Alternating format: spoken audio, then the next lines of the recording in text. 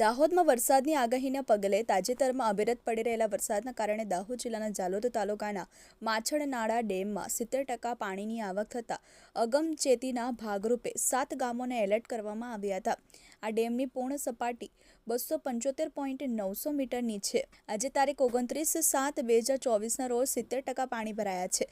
Dam પાણીથી હાલ છલોછલ ભર્યો છે. તે ઉપરાંત હજી પણ પાણીની આવક વધવાની શક્યતાએ છે. હાલની સપાટી હાઈ એલર્ટ સ્ટેજના લેવલે થઈ છે.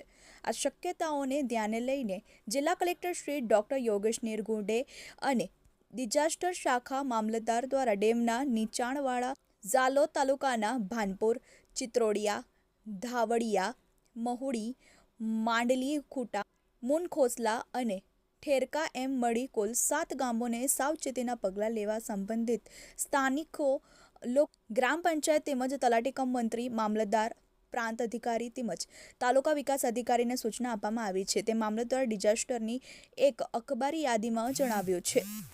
જેની શેખ ટીવી 18 ન્યૂઝ, દાહોદ.